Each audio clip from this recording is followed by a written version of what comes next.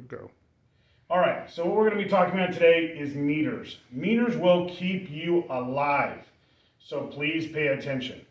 We want a meter. Remember, this is overview of what we've already talked about in classes today. So this is not something I want you to be able to just take from here and go out in the field and you're an electrician. You are not. But we want to kind of talk about what we require here to have a decent meter. So we talk about the CAT system. So the CAT is, CAT 1 would be a meter that is rated for 12 to 24 volts. A CAT 2 is your 100 amp meters. So this is basically just checking plugs, things in your house. When you get up into CAT 3, this is where we live. We live in the CAT 3 world. We want a meter that is rated to CAT 3, 600 volts. So that's everything except for the PG&E or energy provider side of the system. So this could be all your main distribution panels inside the house, all your breakers, all your plugs, all those kind of things. Your solar system, the whole deal, as long as you're not going on to the provider side. So we want a system that is 600 volt CAT 3. When we get into CAT 4, that's more of your commercial meters. They're dealing with voltages above that 600 volt mark, all the way up to 1,000. And we're dealing with the idea of working on the PG&E side of the meter and being able to check breakers for that kind of voltage. So we want to kind of stay away from that. Okay? So the first thing we want out of our meters is CAT 3, 600 volts. Makes real good sense. It's super easy. That'll be on the bottom of your meter.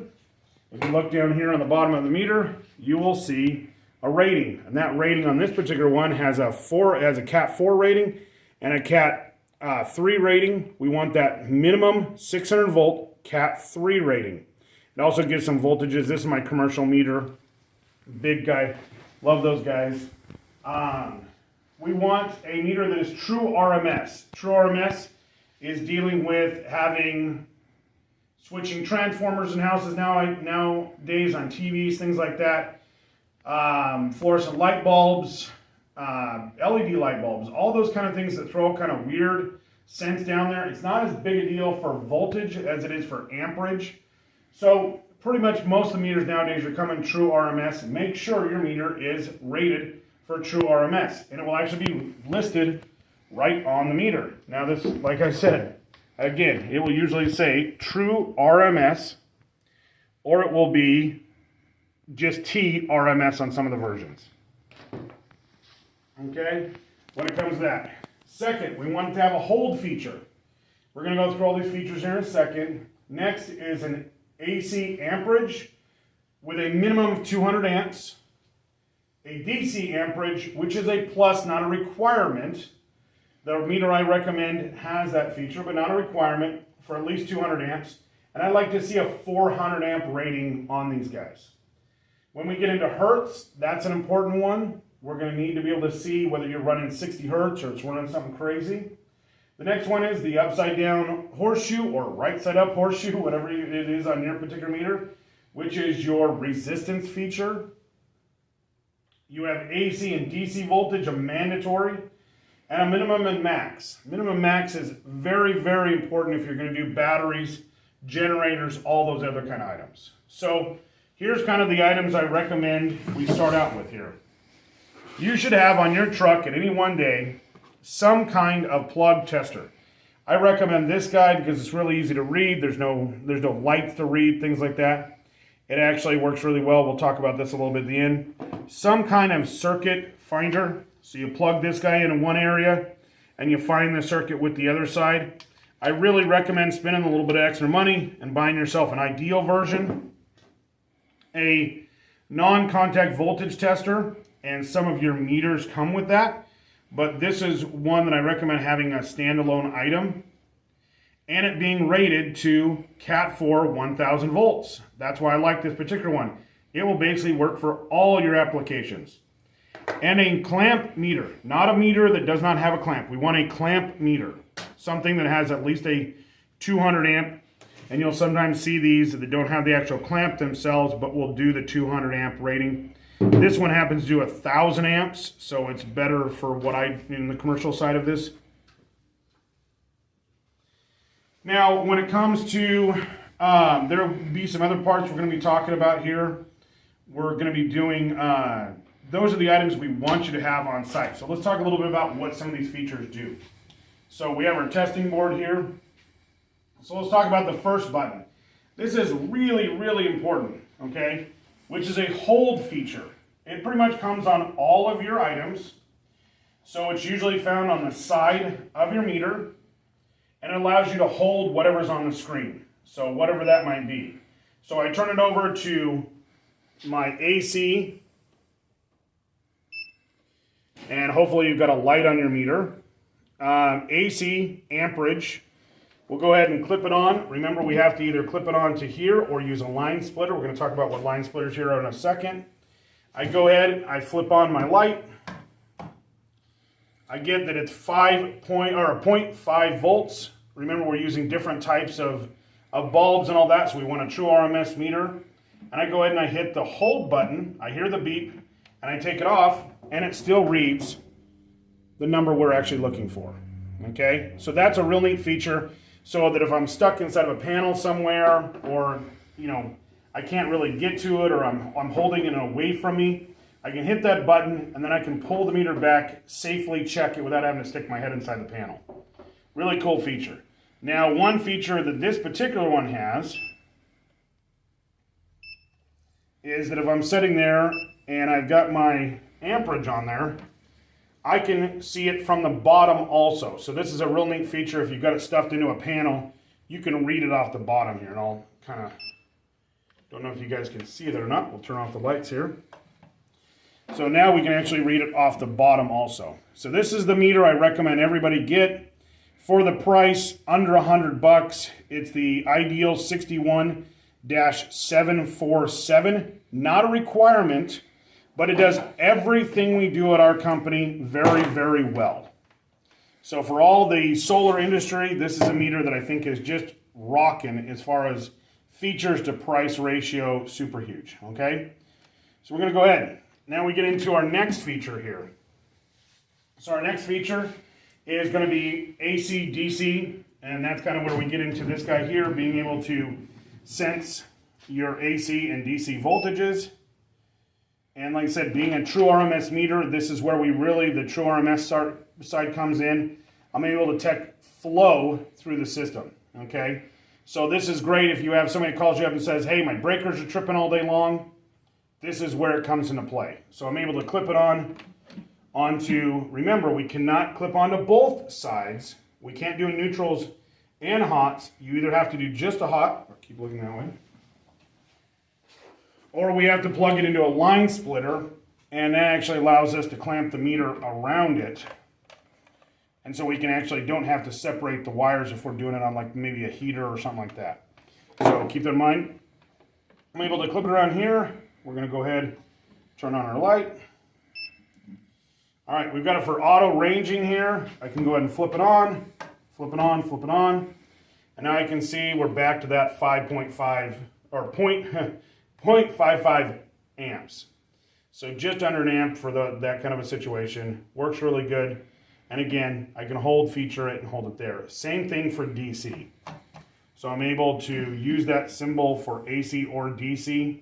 Now the one thing I do like about this particular meter is it does say AC on the screen, or if I flip it to DC, it says DC on the screen. That is one thing that not all meters have that is very, very important.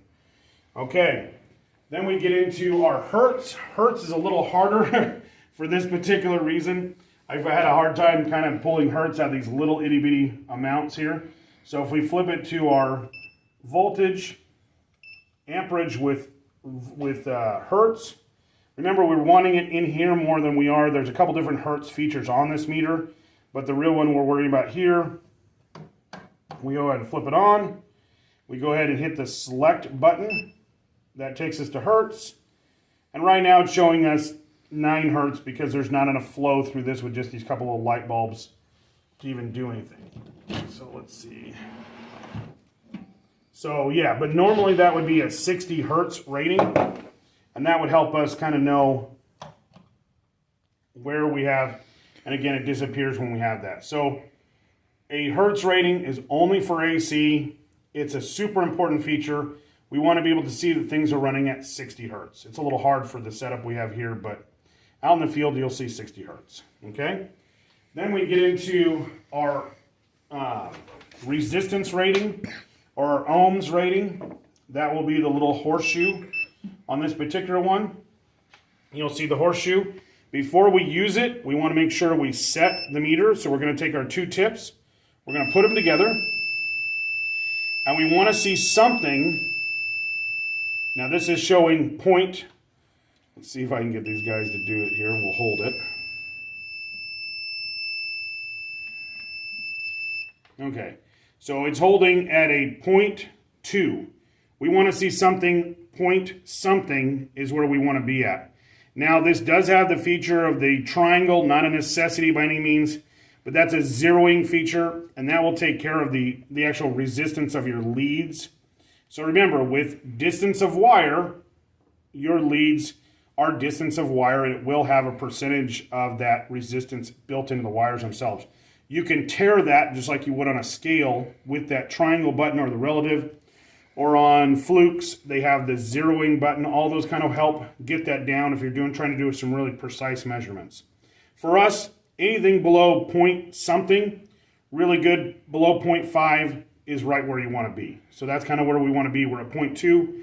I can live with that. I could probably straighten out my leads a little bit and get a little closer, but not the end of the world. I'm going to go ahead and reset it. LO or OL for overload means that there's so much resistance it can't even tell. This is really useful for fuses. You're working on air conditioners, you're working on a fusible disconnect. I go ahead and slam it in there. It tells me that we have some resistance there and we're at 0.5. This fuse is good to go, okay? Now we actually can take this one and hit the select button, and we get into kiloohms, and it takes out the sound. So if that sound drives you nuts, you can take that away. We go ahead and click it on. Now it's going to do a real precise resistance rating, and it's showing that it's 0.1, a really good rating. Again, if we touch our leads together at the end to make sure we're not having any weird ratings, 0.1 is a great rating for an ohms rating here, showing that particular fuse is good to go. Okay? Our next item is going to be our AC and DC voltage. This comes into play.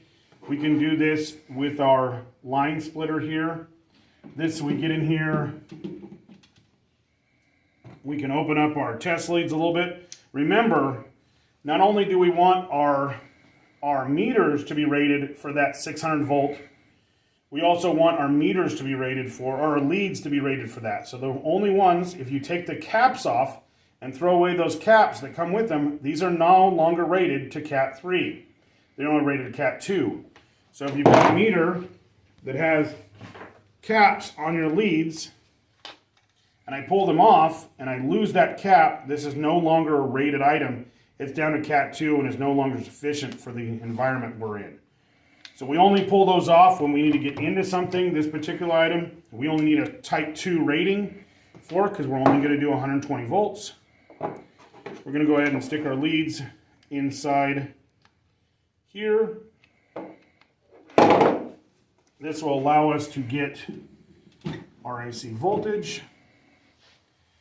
And if we move it over here to AC voltage, remember this one goes to AC. Now this particular meter beeps when it's had full voltage over 70 volts, gives you a red light indicator, and if we turn on the light, it tells us we have 121.2 volts. And as you can see here, it's in the line splitter. That's a real neat way to do it, so you don't have to shove your prongs into inside your plug there. Sometimes that's really hard nowadays with tamper resistant, things like that. And again, we can test and make sure it's working good. Go ahead and flip off the switch. We lose our voltage. Remember, it's going to auto range. We turn it back up. It's going to tell us that we have the red light here telling us we have voltage. It beeps for us, tells them we have over that normal safe voltage, and we get into 121 volts. Now, once we've done that, we can go ahead and get into the next one, which I think is really important, which is a DC voltage rating that has negative volts, okay? So we're going to go ahead and check this battery right here. So you guys can see it's just a regular old Ryobi battery, but it's really easy to test these guys. Again, I'm going to lower my leads down to the minimum I need, or the maximum I need to work with the situation I have now. So I'm going to go ahead and turn my meter. This one comes up as AC first. Some meters actually have an AC and DC monitor on here. This one requires me to hit select. I hit select. I take my leads. I put them on here. I let it set. This is 20.6 volts or 20.5 volts. Now here's the really important part. Now, so if we look at the screen here, I put it on there the right way, and I get a positive number of 20 volts. If I flip my leads or put my black on the positive, I really want that negative number to come up there. And so if you'll zoom in real quick here, I want you to see right here, right above the DC, you'll get a negative number. In solar, this is super, super important. Okay, now that I have that number there, I can go ahead and I can either take a picture of that, or I can hit the hold button and get my picture, whatever that may be. So then it jumps around. Again, this is a place where the relative button can help with getting it a little closer. It'll zero it out for you, not a necessity. The other thing I want people to see here when we're on DC, it says M voltage, millivolts, or 1/1000th of a volt. Sometimes you'll get a rating when you're on solar, and you'll see a rating up here that says voltage, and you're like, oh, I'm getting voltage, but it's like 35 volts. And you're like, how is that possible? I only have 10 panels on the roof. If you see the millivolt range, it is not reading anything but 1/1000th of a volt. So that could be miswired. That could be a situation where you have reverse polarity. All those kind of things will sometimes cause that to happen. Usually it's from miswiring. So that's kind of a sign that you may have some miswiring on the roof. Now the ranging button here allows us to range. You know, if I thought it was less than 10 volts, I could put it here and it holds a little tighter so I'm not constantly getting that skipping around. If I think it's less than 99 volts, I can go one decimal over. If I think it's less than 999 volts, I can go the 3 over. So if we're doing something with 250 volts on the roof or 400 volts on the roof, again, right where we want to be. Okay, so that allows us to range back and forth. Now, our last one is going to be the min-max rating. This is really, really important, okay? Now, the min-max rating, we're going to have to go back over here to AC, volt or amperage, and this is where we find it most useful. This is if we're trying to find out what the LRA of an air conditioner really is, or if we're trying to find out whether we can run an air compressor or some kind of item on a unit, like, we want to put it on batteries or a generator, whatever it is. We want to find out what that max voltage is, okay? So we're going to plug in a skill saw here, and sorry this is going to be a little noisy, but we'll try to catch it as we're doing it, okay? So what we're going to do, one thing I do recommend is whatever you think the amperage is going to be, range it all the way out. So I range it all the way out so I have the ability to have 900, amps. You're never going to get there. And we're going to go ahead and start the saw here.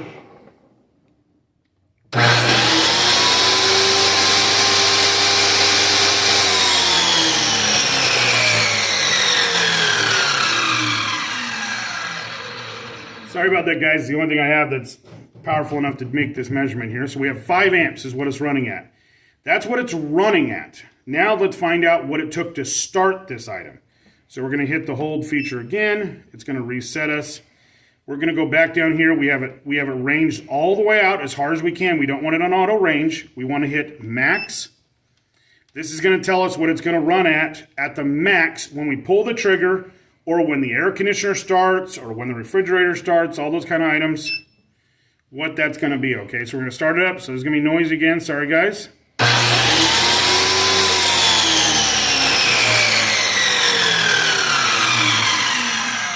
This tells us our max out number here, where we're at, of 23 amps to start it. So it ran at 5 amps. This is where you get the crazy numbers we have on air conditioners.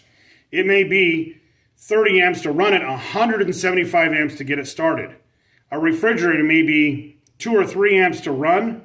It may be, 20 amps with an ice maker to run. So kind of keep that in mind, guys. Then we get into some kind of honorable mentions down here. Remember, we want to use the 3-step process whenever we're testing items here. So one other item I recommend if you're into the higher end stuff here is getting into a proofing unit, because we want to always test our equipment over here. So we're going to be headed testing our equipment today.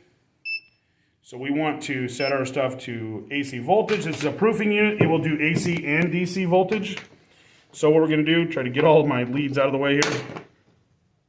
We can go ahead, we're going to put our leads in here, and this gives us,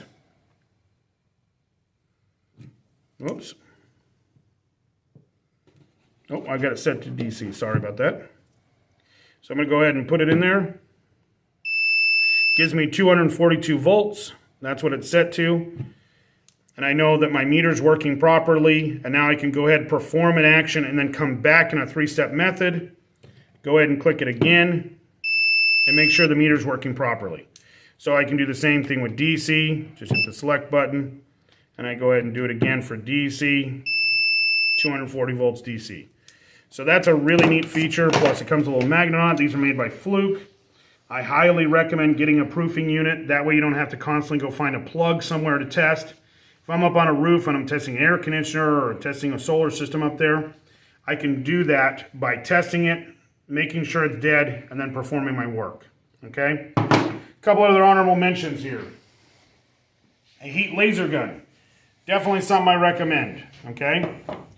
When we get into the idea here with a second set of leads in case your leads go bad, these guys allow you to clip on to live wires and work on them. And then here, you can just basically unscrew this and screw it into a light bulb circuit. So if you got a light bulb you're trying to work on, you can't find out where it goes to. You don't want to turn off the whole, turn off the whole house 5 times a day. Just get this guy, plug it in, and then you'll have to have a set of these. These guys here allow you to go down to a 2-prong instead of a 3-prong. Remember, on your meters, you're only getting at one of your lights. A really nice headlamp. Worth its weight in gold, a set of clamps. I use these a lot when I'm working on solar edge systems, when I'm checking voltages, checking my VOC. I can clamp onto them. I can go ahead and set my meter, take my picture with everything in the picture working properly, and I'm good to go. Highly recommend that. And then one of these type of plug-in testers that I don't have to read. It basically will tell me whether the circuit's open, my voltages, everything else, for 20 bucks, well worth its weight in gold. So as always, guys, have a great day. This is really, really important stuff. If you're working on any solar systems, you're working on electrical around your house, you should have these items, and you need to make sure the ratings are for what you're using. Really, in most situations, for the homeowner, for the basic person out there doing solar or anything else in the residential side, that Cat 3 600 volt rating works just fine. If you're going to work in a commercial, make sure you're going and getting those equipment that's designed for commercial. Have a great day, guys. Thank you very much for looking in.